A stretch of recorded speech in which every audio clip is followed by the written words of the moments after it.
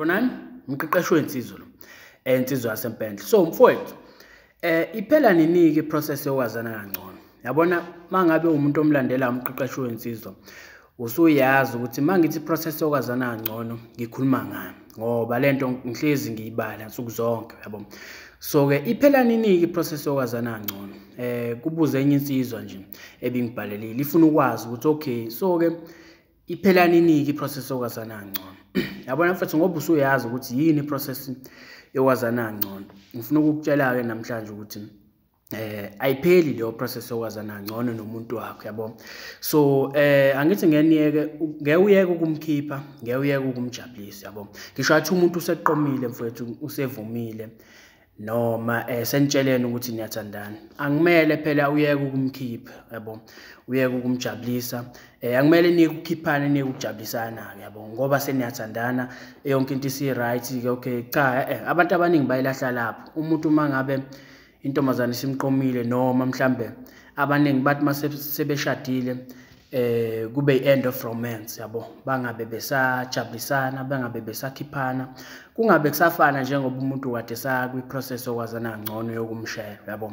So ayipheli i-process yokwazana kangcono mfethu, ngoba akufuneki uthi mangabe ubuka isithandwa sakho kube sengathi ubona u-roommate, yabo, umuntu ophoqelekile ukuthi uhlala nawe. Yabona mangabe uke waba senyuvesi, uyazi ukuthi u-roommate into enjani, umuntu ophoqelekile ukuthi uhlale nawe, yabo. Ngisho ngathi ushisa impepho la nizoshare naye iroom, kunjalo eshisa impepho noma enza izinto zakhe ethize akholela kuzona, yabo, uzohlala naye, ikho into ozoyenza, u-roommate lo.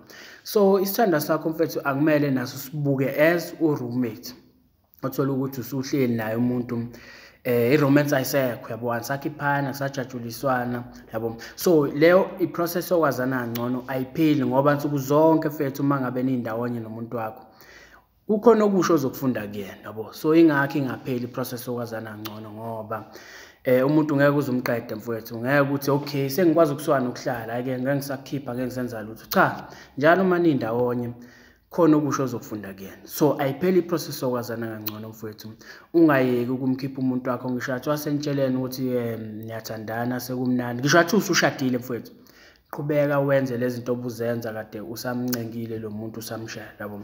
Ngoba once wayeka mfowethu uyobuqeda i-romance lapho and uqede iphathi ebaluleke kakhulu othandweni, yabo. So angifuni ubuke umuntu wakho umbukeze u-roommate. Abantu abaningi bayilahla lapho, sebehlala no-roommate, sothi akusakhishwana, akusemnandi njengasekuqaleni. So ayipheli mfowethu, ungayeki ukukhipha umuntu wakho, qhubeka wenze kanjalo. Ubeke iprocess, ngisho senithandana noma usushadile noma sekunjani, qhubeka wenze leyo nto, yabo, kube mnandi, enjoy impilo, enjoy uthando, lumnandi uthando, yabo.